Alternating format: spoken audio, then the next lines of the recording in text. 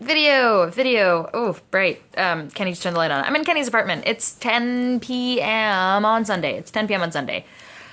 I did a lot of homework this weekend. That was mostly my weekend. Friday night, Ricky came over. Friday, I made brisket in the crock pot. It is so easy. Set it and forget it. I just sort of cut up all the vegetables on Thursday night, bunch of carrots, some potatoes, some onions. I put in a sweet potato, and I don't think I'll do that next time because it got really mushy. It's delicious meat-flavored mushy sweet potato, but it doesn't hold together very well. Maybe I just do entirely carrots and onions because potatoes are fine, sure, but carrots and onions are where it's at when it comes to brisket. Dang. It's good brisket. I wouldn't say it's as good as Ema's, but it's pretty good. I think I would make an Ema-esque brisket. Yeah. So that was cut the vegetables Thursday night, put it in the crock pot all day Friday. Friday night, Ricky came over and we got homework done. I knocked out an assignment that I really needed to do and felt like really pleased about it. And so that was Friday night with Ricky. Saturday morning, I went to Torah study, and I'm just always glad when I go to Torah study. This week's portion, we talked a lot about water, and my congregation is a social action congregation, and so some person asked, like, kind of maybe what we were all thinking, which is like, why are we focusing on water because of Standing Rock, or like, what is that what's going on here? And the rabbi was like, well, first of all, rabbis talk about water all the time for a lot of different reasons, and one of them is that the Torah is set in mostly a desert for a lot of it, and so water is really important. So often, water is what, they focused on in the Talmud, so that's what they actually focused on here because they talk about wells so much in this portion. But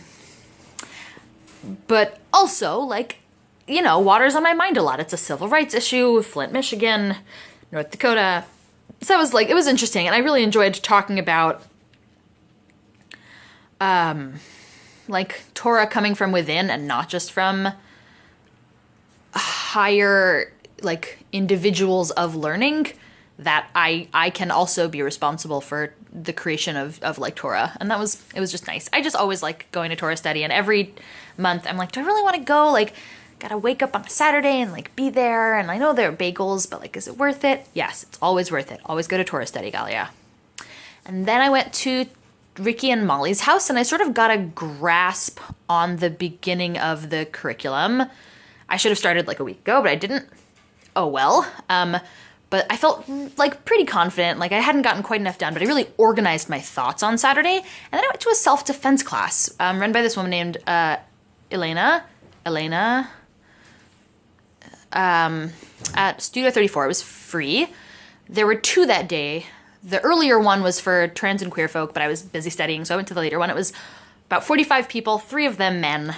And it was nothing fancy. She was like, you got 3 moves, figure out which one to use given the situation. You gouge their eyes, you hit them in the trachea as hard as you can, or you break their knee by kicking it.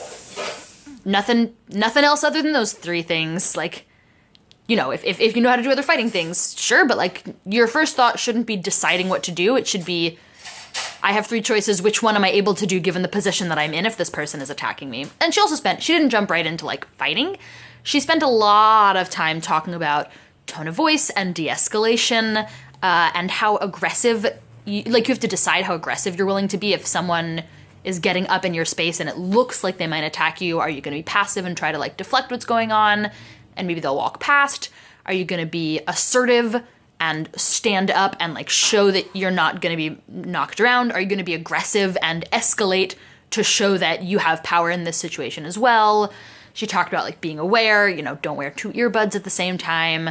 I felt I was like, I walk around with my keys in my fist. Is that a good idea? And she was like, no, not really. You're going to break your fingers. It's fine, but you're going to hurt them. You're not going to disable them. Punch them in the throat with your phone. So I can walk around holding my phone at night to punch somebody in the throat with my phone if I need to. It was very interesting. I'm glad I went.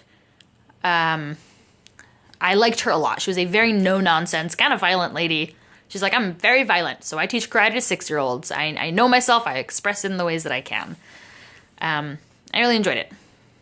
And then it was evening, and Kenny and I went out and had a beer with Rin, and then we went to bed. Bed was important. Sunday was homework all day. That's not true. Started at like noon.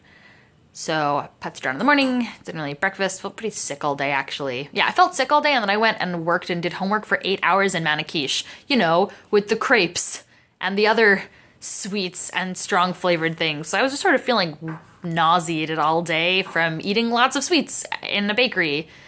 And I asked them for tea, and I think they don't have any herbal tea. So they were like, oh, we'll give you mint tea. And it was mint black tea.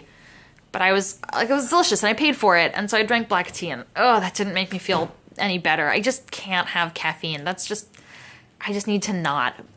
But tomorrow, I'm really excited about this curriculum now. Like, now that I've got a handle on where I'm going with this, I feel just sort of, I was talking to Tara, and I just sort of, the words came out of my mouth. I was like, what if I did this for a living? What if I went to schools and performed a needs assessment and wrote them a custom curriculum based on what they're looking for, and either implemented it or taught an instructor, taught their gym teachers or whatever how to implement it, and then moved to the next school and, do one of those every 2 weeks or like a month. I mean, it should take longer than that to write a curriculum, but like, what if a school is like, hey, I've got a problem with this specific thing. Cool. Let me give you a curriculum to educate your students about that one specific thing. I don't know. I'm just really enjoying writing this curriculum. Like, it's really freaking hard, but really freaking great. I'm really enjoying it.